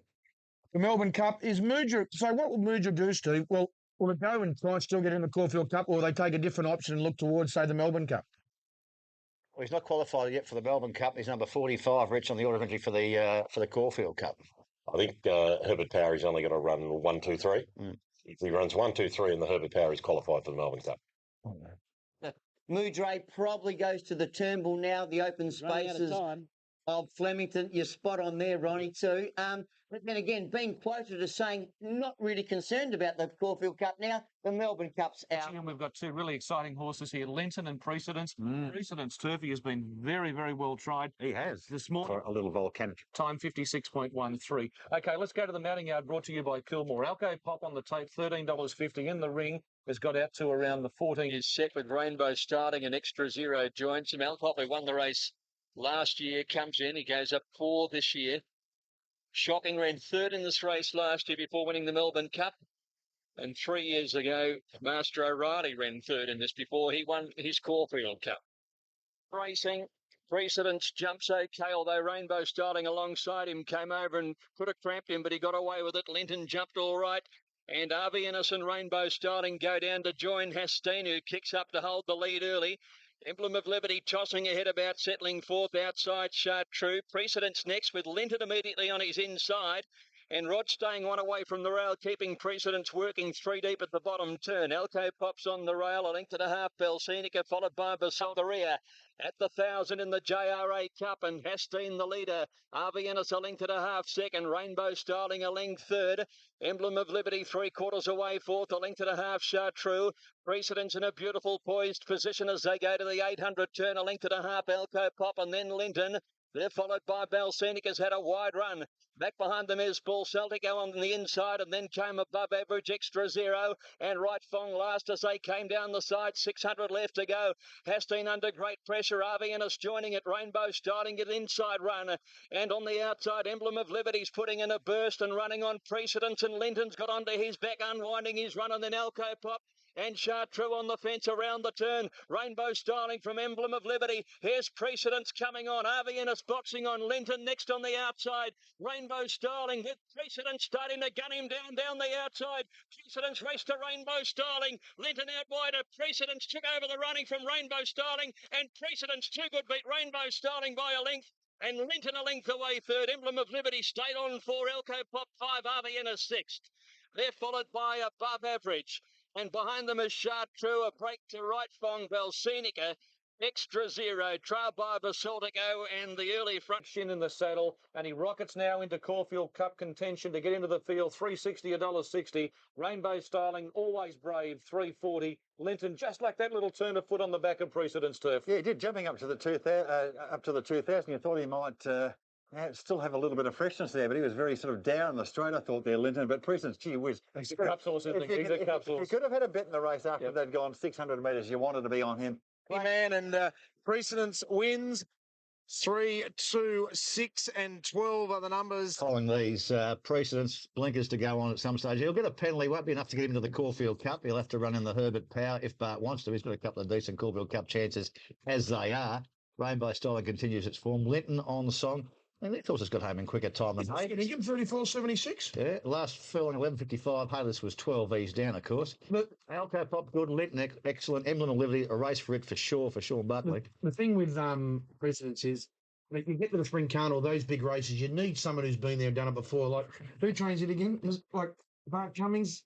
Is this the same horse that came to Sydney last year? And looked like a provincial. And looked like it was pulling a cart. Let's hope it's not the same horse, but he might be a bit stronger, a bit older. And he's been gelded. That's a big trick to him. You concentrate. You think you know these? Have a listen to Reg here talking to Richo on Friday night.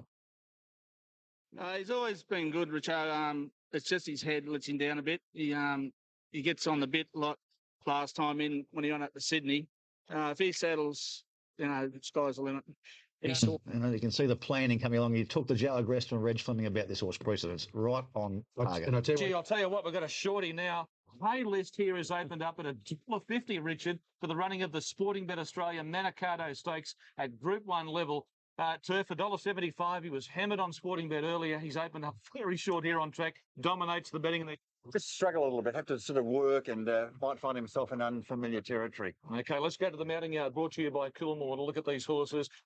Graham Begg and his dad Neville here on course to see this wonderfully talented galloper, All Silent. He's $9 in the race. Okay, the next horse we'll be looking at, of course, is the favourite for the race. This is Hay List, $1.50, $1.20 on the TAB at this stage, and he has clearly been sensationally back to win the race. There's plenty of him too, isn't there, Terry? Have a look at him there. Coney.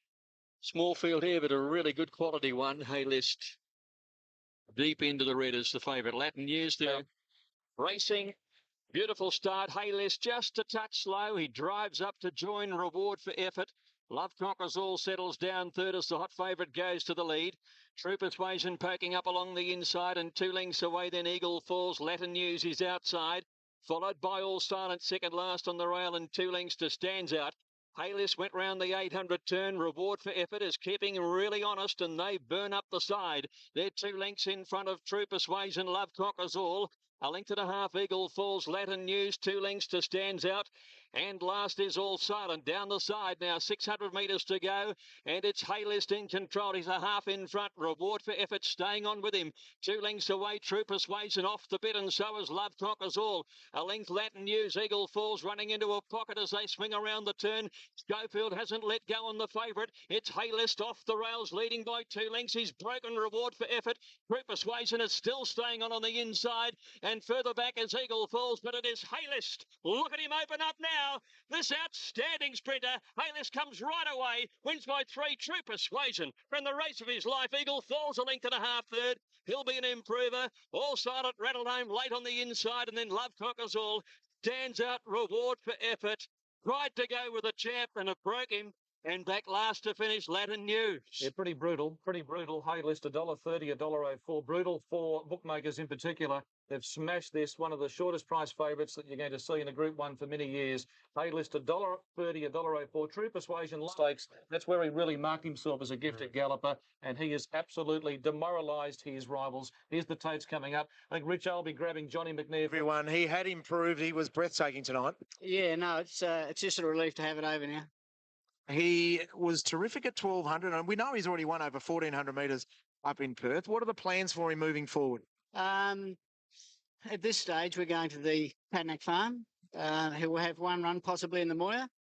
And from there, we'll wait and see. But I'm confident the horse will run a mile. We'll keep him to sprints for this preparation.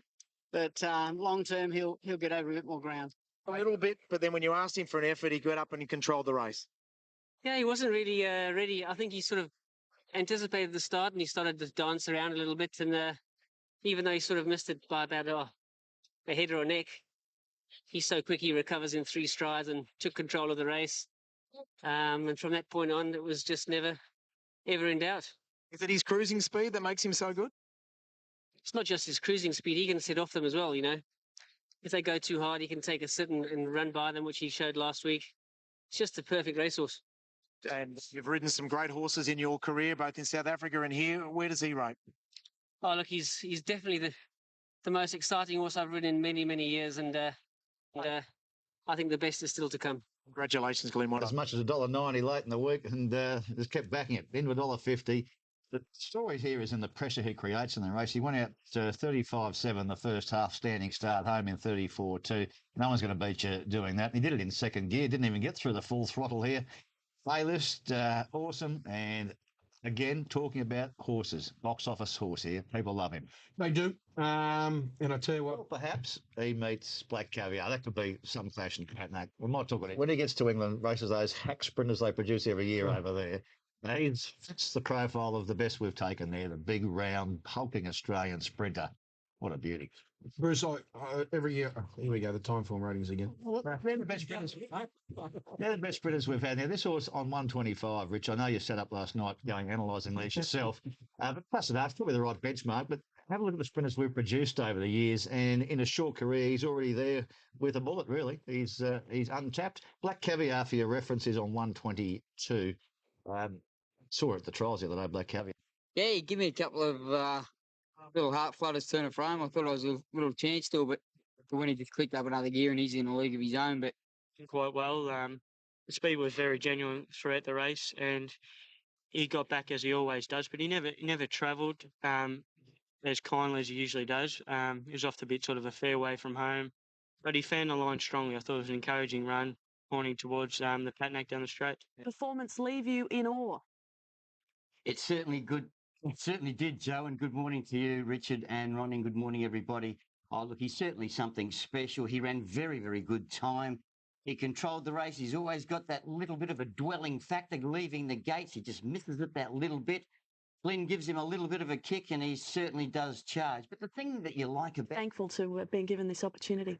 Yeah, look, he's obviously come out of the West, and he was pretty unknown when he got to Randwick at his first up run. And I think he proved that day that he was a force to be reckoned with in the forthcoming features, and he's now proved that. Does it tell you what? Do you have to buy a new girth to get around him? He's a massive horse. What's he like to ride? Pretty quick. Fair enough. Yeah, it's all power. Glenn, you've ridden close to 2,000 winners around the world. You've ridden in many of the leading racing jurisdictions, and no doubt been on many a good horse. But is this potentially the best horse you've ever ridden? I think so. I don't think John's got to the bottom of him yet, which is quite it's quite scary to believe, because each time I've ridden him, he's really pulled up pretty big in the wind, and he really just does enough. When you ask him to click up and go, you can really feel him go along, and he just puts paid to the race straight away. A really good race. There's been a couple of horses well tried. On track, Hello Lee 8-850, Epic Dragon 9-11, Servant 750 to 850, Bull Bars 440 to 460, Live and Let Die $6 into $5.50, and Follow Lee has lined up. Epic Dragon has gone up into the stalls. Leon Corsten's prepared. Bull Bars in the middle of the line, jumped away, one of the best, in fact. And I kept bounced away well with Hollow Lee. Here's Run for Levi carving over. And Epic Dragon's going to be up on the pace as well as they settle down. And Sensor's on the move, and Yolandi's right off the track. And Run for Levi scorched to the bottom turn, opened up 3 lengths. Sensor Yolandi went up into 800 metres turn and left Doomsky at the end. Run for Levi led up the side now, a length clear Yolandi. In third placing, Sensor on the inside from Epic Dragon, and Muchus Respectus is posted out wide now. Let a length and a half away, Bull Bars getting away from the rail. Live and Let Die, and he's outside. Followed Hollow Lee staying with the fence, and then Servant the Ruffian. Followed by I Captain behind them as Mara seems she got shuffled out to the rear, and Doomsky is last. Run for Levi led by 2 lengths has been running solidly, but goes away on Yolandi. Sensor running on, and down the outside now is coming on strongly. Live and Let Die around the outside. Bull Bars comes with him now. They're both chasing this leader. Run for Levi led around the turn. 2 lengths. Live and Let Die. Bull Bars. Hollow Lee scraping painters coming home. Live and Let Die down the outside, but it's Hollow Lee driven right up along the inside, and Hollow Lee has scored by a length and a half to Bull Bars or Run for Levi, who has absolutely run out of his skin. Sensor ran fourth. Doomsky got home from the tail from Epic Dragon, Live and Let Die. Further back, Mara Seems, Servant, and the Ruffian, and a break Yolandi. Followed further back then by towards the end of the field as I kept, and also Muchos Respectus. Scraping the Dulux. Hollow Lee. Blake Shin makes it a winning double for Terry and Karina O'Sullivan.